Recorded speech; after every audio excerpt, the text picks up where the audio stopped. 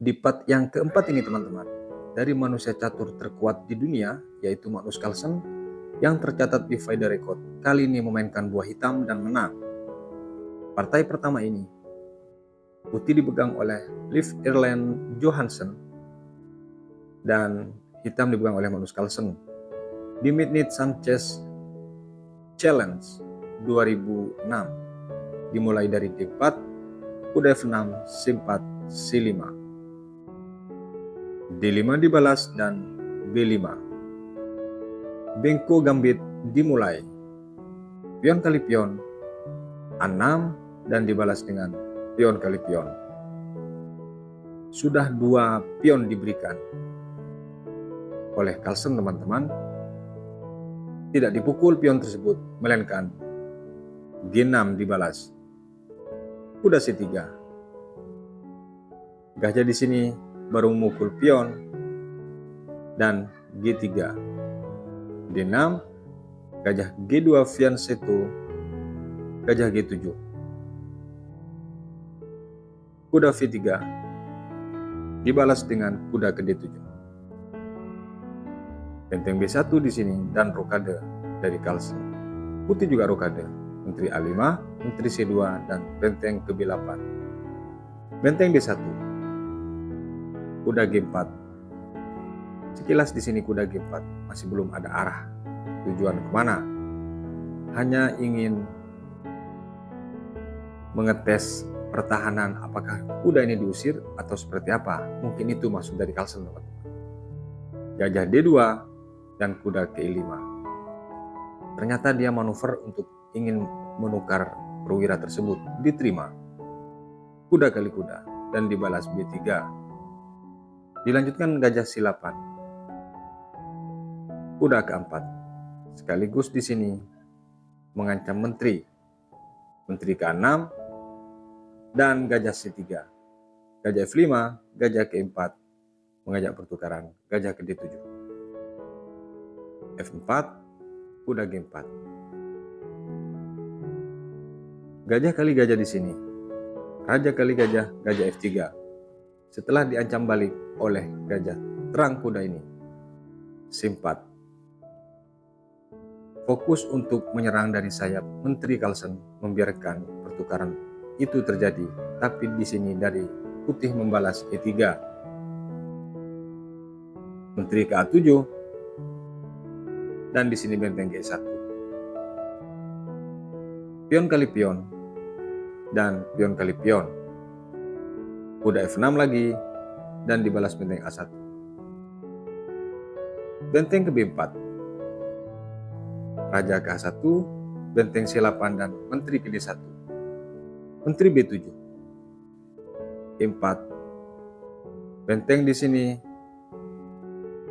langsung memukul pion B3 teman-teman, karena tidak ada penjagaan. Dibalas dengan E5. Putih betul-betul bertujuan untuk mendobrak pertahanan dari Carlsen, jadi membiarkan pion dipukul atau dikembalikan pion yang dikorbankan sedari awal tadi. Kuda G4 di sini. Sudah jelas di sini kuda kalah kekuatan, atau sia-sia kuda ini lari ke situ akan menyebabkan kalah satu perwira. Tapi tujuan Carlsen bukan itu teman-teman, yaitu untuk mengambil pion yang di D5. Diterima oleh putih. Gajah kali gajah dan menteri kali gajah. Langsung datang cek. Inilah detik-detik serba salah langkah dari putih teman-teman. Ini wajib bergeser, tidak bisa ditutup. Raja G1 datang C2, tentu di sini ancaman checkmate. Jika di sini benteng ke E2 teman-teman, maka sudah jelas akan D4. Manapun lari dari raja ini tetap rugi satu benteng. Kalaupun dia G2, maka akan dipukul terlebih dahulu. Setelah dipukul, maka di sini hilang benteng yang di A1 tentunya. Mutlak di sini akan dimenangkan oleh Carlsen.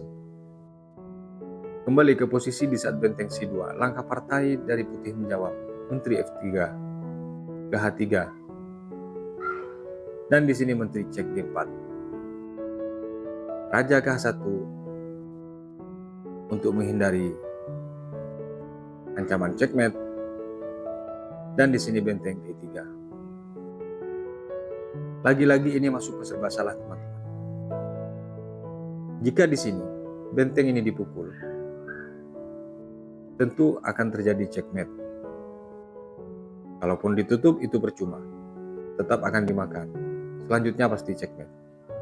Kembali ke posisi di saat beradu ini. Jika di sini benteng bergeser untuk menjaga petak G2, maka akan dipaksa bertukar menteri. Dan kalau sudah posisi ini, sudah posisi serba salah dari putih, teman-teman. Kalau ternyata di sini masih dilanjutkan, akan datang cek. Dipukul akan dipukul. Jika dipukul oleh menteri, tentu ancamannya checkmate. Dan masalahnya tidak ada peraduan atau tidak ada pembelaan lain selain memukul, teman. Kembali ke posisi di saat benteng E3. Langkah partai dari putih menjawab. Menteri F1. Dibalas dengan langkah menteri D2. Tentu di sini ancamannya checkmate. Dan di sini dari putih langsung menyerah, teman-teman. Mungkin ada analisa dari teman-teman, ini kan masih bisa dijaga di G1. Baik. Jika di sini menteri G1, maka akan terjadi langkah menteri ke D5 cek. Yang mana ini wajib ditutup. Kalau ditutup, langsung checkmate. Makanya di posisi menteri D2 dari putih langsung menyerah, teman-teman. Kalau misalnya ini masih mau ngotot karena ada ancaman checkmate yang masih bisa dihindari menurut teman-teman, menteri kembali lagi tetap akan checkmate, teman-teman. Kita lanjut ke partai berikutnya. Di partai yang kedua ini, teman-teman, putih dipegang oleh Etienne Bacrot dan hitam dipegang oleh Magnus Carlsen di World Cup Championship 2007. Dimulai dari D4, kuda F6 dan kuda F3, E6, C4, B6, G3, gajah ke-6 dan G3. Dilanjutkan dengan B5 dan pion kali pion, gajah kali pion, dibalas dengan gajah ke G2. Queen Indian Defense dimulai. D5 dibalas dengan rokade. Kuda ke D7, kuda C3, gajah ke-6. Dilanjutkan dengan A3, gajah ke D6, B4, Carlsen langsung rokade. Benteng E1, gajah B7, dan kuda ke-4. Betul-betul fokusnya di sini kedua pemain adalah sayap menteri. Padahal Carlsen dalam susunan strateginya semua perwiranya mengarah ke sayap raja, teman-teman. A5, kuda C5, gajah C6 dan dibalas dengan benteng B1. Pion kali pion, gajah ke B5. Menahan laju dorongan pion tersebut. Gajah ke F4 mengajak pertukaran, diterima. Dipukul oleh pion. Dan di sini benteng ke-2. Secara tidak langsung sebenarnya dari putih merusak pertahanannya sendiri, teman-teman. Kuda ke E5 diterima tawaran itu. Dipukul oleh pion dan di sini kuda ke D7. Sekarang dari hitam yang mengajak pertukaran. Kuda B3 dan dibalas menteri ke-4. Kuda C1, benteng A3, menteri D2. Belum ada kekalahan salah satu pemain dari materi. Semuanya dikatakan hampir imbang, teman-teman. Hanya berbeda susunan. Atau secara posisional, unggul hitam. G5 sekarang mengajak pertukaran itu dari Carlsen untuk bisa menempatkan posisi bentengnya nanti di G8. Diterima. Kuda di sini kali pion dan benteng B3. Setelah mengajak pertukaran paksa, masih bisa menghindar, Carlsen ternyata ditarik mundur ke A8. Menteri E3 di sini benteng kali benteng. Kuda langsung kali benteng. Menteri di sini kali pion. Benteng C1 dan kuda ke C4. Dibalas dengan menteri G3. Benteng A3 dan di sini benteng C3. Dipaksa untuk menjaga kuda tersebut. Dan gajah keempat. Tentu di sini kalah kekuatan dari putih. Akhirnya pilihannya hanya memukul pion yang di C7. Sudah kelihatan sudah kalah nih teman-teman.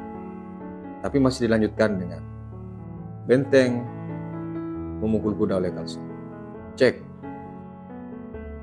Di sini dari putih tentu mencari remis atau langkah bolak-balik. Jika raja ini lari ke G7. Langkah partai, Carlsen menjawab menteri F8, tentu mengajak pertukaran di sini. Setelah mengajak pertukaran, Etine Bacrot langsung menyerah teman-teman. Karena tidak ada pembelaan lain dengan kekalahan satu perwira tersebut. Jikapun masih dilanjutkan memukul menteri, akan berakhir seperti ini teman-teman. Satu perwira unggul dari Carlsen, makanya langsung menyerah. Kita lanjut ke partai berikutnya. Di partai yang ketiga nih teman-teman, putih dipegang oleh Shakhriar Mamedrayov dan hitam Magnus Carlsen di Chorus Championship Grup A, dimulai dari E4, C5, kuda F3, kuda C6 dan kuda C3, G6. G3, gajah G7 dan gajah G2. Sekilas ini dari pembukaan mirip Sicilian variant Dragon, tapi ini varian old teman-teman. Mengarah ke fiancé tour. D6 dibalas dan rokade dari putih. Gajah G4, H3 dan di sini gajah langsung kali kuda dipukul oleh menteri, kuda F6 dan D3. Carlsen rokade, menteri D1, D7 kuda, F4 C4. Pion kali pion. Pengorbanan yang tidak begitu berarti sekilas seperti itu. Tapi setelah kuda ke A5, langsung datang kuda D5. Kuda kali pion, C3, dan dibalas kuda ke B6. Setelah mengajak pertukaran, E2 dibalas. Benteng C8, dan raja ke A2. E6, kuda ke B4, kuda ke 4, dengan satu titik pion. Di sini teman-teman, jika langkah dari hitam dianggap blunder oleh putih dengan mendorong B3, maka akan datang kuda kali pion mengancam menteri tentunya. Kalaupun dia ke D3, cukup ke B6. Sudah aman di sini kuda. Walaupun dilanjutkan dengan gajah B2 dengan ancaman, maka di sini A5. Tentu sama-sama harus kehilangan kalaupun dipaksa. Dan jika di sini ke C2 teman-teman, kuda ke D7. Tetap aman posisi kuda yang di C2. Kembali ke posisi di saat kuda ini ke 4. Langkah partai F5 dibalas oleh putih. Langsung benteng E8. Pion kali pion, pion kali pion. Kuda D3. Menteri B6 dan H4. Menteri ke-6 dibalas dengan benteng F2. Berniat tentunya untuk menyusun benteng. Kuda ke-5 di sini mengajak pertukaran, kuda F4. Kuda C5, menteri langsung ditukar oleh putih. Pion kali menteri, benteng E2. A6 dibalas dengan raja H1. A5 gajah G3. A4 benteng D1, benteng C6. hampir sama semua materi teman-teman. Hanya berbeda susunan buah yang mengajak ke permainan akhir atau endgame yang cukup bagus nantinya dipersiapkan oleh Magnus Carlsen. Gajah D4 dibalas dengan G5. Kuda K3. Lari terlebih dahulu dia G4. Akhirnya kembali lagi ke F4. Benteng di sini ke B6. Kuda ke H5 dan gajah ke H8. Dilanjutkan dengan benteng ke D2 di sini. Nanti ketika kuda dipukul akan mengajak pertukaran paksa tentunya, atau minimal melirik pion yang di D6 dari putih. Tapi dijawab dengan benteng E ke B8. Diabaikan tawaran itu. Gajah kali kuda dan pion kali gajah. Dibalas dengan benteng cek. F7 dan benteng kali benteng. Benteng kali benteng, benteng D2. Kuda C4, cek langsung benteng. E8. Pion yang di A7 nganggur dan itu dipukul oleh hitam, oleh putih teman-teman. Gajah ke E5. Detik-detik dari Shakyar Mamedrayov menyerah hanya dengan langkah. Gajah ini dinaikkan, akhirnya dia menjawab.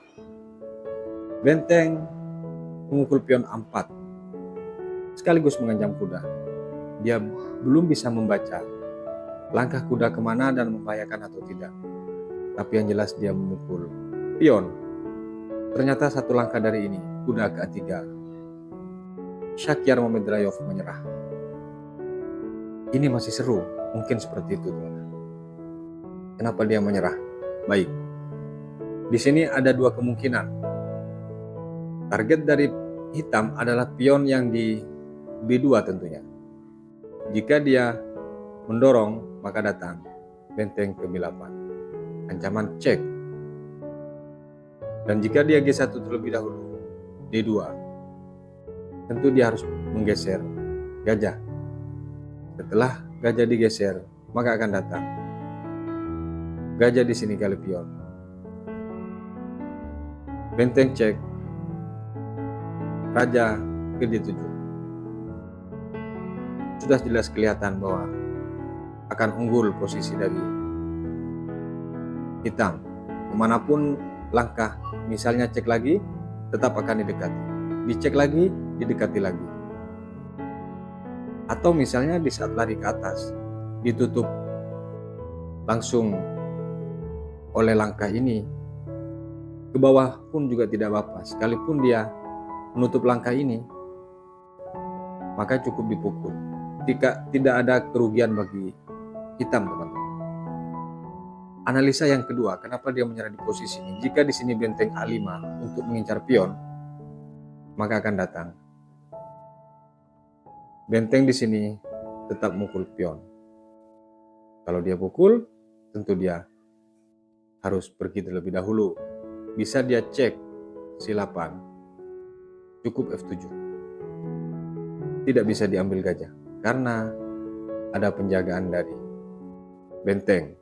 Makanya kuda E3 ini dengan kalkulasi yang sangat tinggi kedua pemain menyerah sudah dari Mamedrayov. Kemungkinan kalah di permainan akhir biar tidak terlalu dipermalukan. Kita lanjut ke partai berikutnya. Di partai yang keempat ini teman-teman, putih dipegang oleh Hannes Stefansson dan hitam Magnus Carlsen di Europe Championship 2007. Dimulai dari D4, kuda F6, C4, D6, kuda F3, dan D5. Kuda C3, C6. Dibalas dengan gajah.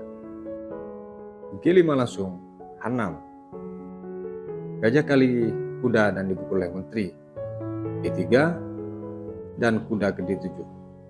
Queen Gambit, Deathland atau yang ditolak. Gajah ke D3 dibalas dengan pion kali pion. Gajah kali pion, G6. Dilanjutkan dengan rokade. gajah G7, B4, dan rokade dari Carlsen. 4, E5, A5, dan pion kali pion. Pion kali pion, benteng D8, benteng E1, dan kuda ke F8. Menteri B3 dengan ancaman yang sangat sabar menanti 2 titik, yaitu F7 ini. Jika lengah sedikit dari hitam, maka akan diambil pion tersebut. Gajah ke-6 sekalian diadu oleh Carlsen. Benteng A ke D1. Dan gajah kali gajah dipukul oleh menteri, kuda ke-6. Kuda ke-5, menteri F5, dan kuda langsung dibuang oleh putih. Di sini berpikir, jika dipukul oleh raja, tentu masih belum bisa diambil kuda. Tapi kalau dipukul oleh menteri, maka kuda hitam yang di E6 akan diambil. Cuman dengan kalkulasi yang cukup tinggi dari putih, teman-teman, mengorbankan kuda di pion F7, akhirnya tetap dipukul oleh raja, oleh Carlsen. Benteng G3 persiapan untuk disusun, dan di sini gajah langsung kali pion sekaligus mengancam benteng. Benteng F3, perhatikan, Carlsen sekilas di sini terjebak menterinya, teman-teman. Padahal memang itu dibiarkan atau diberikan. Karena menteri tidak bisa lari dan kuda pun terpin tidak bisa menutup, akhirnya Carlsen memukul benteng. Dipukul oleh pion dan gajah kali kuda. Di sini benteng kali benteng, teman-teman. Benteng kali benteng. Kalau di sini dari putih memukul gajah, karena hanya gajah perwira yang memperaih, maka di sini tersisa 2 perwira yang cukup berat sebenarnya dari Carlsen untuk bisa memenangkan. Tapi ternyata dari putih betul-betul memukul gajah tersebut, padahal langkah itu sudah dihitung oleh Carlsen. D1 cek, akhirnya lari G2, F4 cek. Sekarang satu-satunya langkah raja putih hanya ke G3, dan setelah ke G3 maka menteri kena garpu. Langsung cek, kemanapun dia tetap harus hilang menteri. Unggul 1 benteng dan 1 kuda jadinya hitam jika pilihan langkah itu dimainkan. Baik, kembali ke posisi di saat benteng di sini kali benteng, F4 dibalas oleh putih, dan benteng ke D4. Lagi-lagi gajah itu masih diberikan, dan ternyata dari putih menyerah di posisi ini. Kok menyerah? Alasannya, jika gajah ini dipukul, tentu konsekuensinya yang tidak bisa dihindari seperti tadi, yaitu benteng cek, dan akhirnya menteri harus hilang. Dan jika di sini menteri bergeser ke B3, maka akan datang pion ini dipukul satu persatu, akan dihabisi oleh hitam. F3 misalnya dipukul lagi, menteri B3 lagi misalnya, maka cukup B5. Dan ketika empasan, pion kali pion. Kalau sudah seperti ini posisinya, walaupun menteri, teman-teman, maka tidak bisa melawan. Dan di partai yang terakhir, teman-teman, putih dipegang oleh So Wesley dan hitam Magnus Carlsen di AM Chess Rapid 2023. Artinya pertandingan baru saja berlangsung, teman-teman. Dimulai dari C4, kuda F6, kuda F3, E6, dan kuda C3, D5, E3. Pembukaan Inggris dimulai, teman-teman.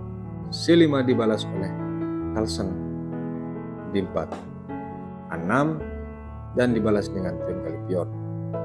Pion kali pion G3, C4, dan gajah G2. Wesley So di sini ingin mengamankan rajanya sebelum membuka serangan ke arah sayap menteri. Gajah ke B4 dan langsung rokade dari Wesley So. Carlsen rokade, kuda ke E5. Dibalas benteng ke E8. Gajah D2, kuda C6 dan A3. Gajah E5 dibalas dengan B4. Di sini teman-teman, langsung dipotongin pasan. Kuda di sini kali kuda dan pion kali kuda. Menteri kali pion, H5, menteri C2 dan H4. Langkah yang sekilas tidak berarti dorongan pion ini teman-teman, tapi ini menentukan. Tapi jawaban dari putih cukup bagus dengan benteng F bergeser ke C1. Dia fokus untuk mengancam pion yang di C6. H3 dibalas dan gajah ke A1. Gajah G4 dan kuda B1. Gajah B6, gajah B4 dan kuda G4. Gajah langsung kali kuda di sini. Dipukul oleh benteng, dibalas dengan kuda D2. Jika di sini menteri memukul pion, teman-teman, maka tentu dia harus terjebak benteng yang di C1. Tidak bisa dipaksakan. Kalaupun dia menteri keempat, maka tetap hilang. Baik, kembali ke posisi di saat benteng di sini memukul gajah, kuda D2. Dibalas dengan benteng ke 6. Menteri D3, menteri F6 dan menteri F1. Benteng E8, benteng B1 dan benteng ke B8. Takut bermanuver gajah ini atau mengunci langkah, maka pasti dipukul. Gajah C5 di sini betul-betul dilakukan. Carlsen menghindar. A5, gajah B4, C7 dan gajah C3. Dilanjutkan dengan A5. F3, gajah ke F5. Setelah diancam benteng, diabaikan melainkan mendorong pion untuk menutup ancaman tersebut. Gajah ke-6 dibalas E5. Menteri ke-7, benteng A1 dan C5. Menteri F2 dan di sini C4. G4 untuk menutup perlindungan atas pion yang di A3 teman-teman. F6 dibalas oleh Carlsen. Gajah 1, pion kali pion dan pion kali pion. Gajah ke B6, gajah ke D4 dan di sini gajah kali gajah. Menteri kali gajah. A7, menteri di sini memukul menteri karena peraduan yang bersifat memaksa. Dipukul oleh benteng, C2 benteng, D4 dan kuda kali pion. Untuk kesekian kalinya, Wesley So sedikit blunder teman-teman. Memaksakan takut promosi pionnya, tapi dia buru-buru mengambil keputusan dengan memukul pion dengan kuda. Benteng C8 di sini dan benteng ke A1. D3, benteng C3. Di sini teman-teman perhatikan langkah yang sangat bagus dari Carlsen dengan dipukul langsung kuda. Apakah tidak kalah perwira? Ya, kalah pasti. Dipukul, maka di sini gajah memukul benteng. Diterima tawaran itu. Detik-detik dari Wesley So menyerah. Dibalas oleh Carlsen dengan langkah sederhana, D2. Dan ini betul-betul menentukan teman-teman. Benteng ke D4 untuk menahan laju promosi. Benteng C7. Di partai teman-teman, ini masih dilanjutkan, padahal ancamannya adalah checkmate atau paling tidak kehilangan benteng. Kalau misalnya promosi tidak mungkin, karena pasti dipukul oleh benteng. Di posisi ini teman-teman, masih dilanjutkan oleh Wesley So dengan memukul pion yang di D2. Langsung checkmate. Kalaupun ditutup tetap checkmate. Kembali ke posisi di saat benteng C7. Bagaimana jika Raja G1? Hasilnya sama. F2 atau kemanapun promosi menteri. Dipukul oleh benteng dan di sini langkahnya. Artinya tidak bisa menyeberang dari lajur ini. Tetap kalah. Semoga menjadi inspirasi insan catur Indonesia. Sampai berjumpa di video berikutnya. Wassalamualaikum warahmatullahi wabarakatuh.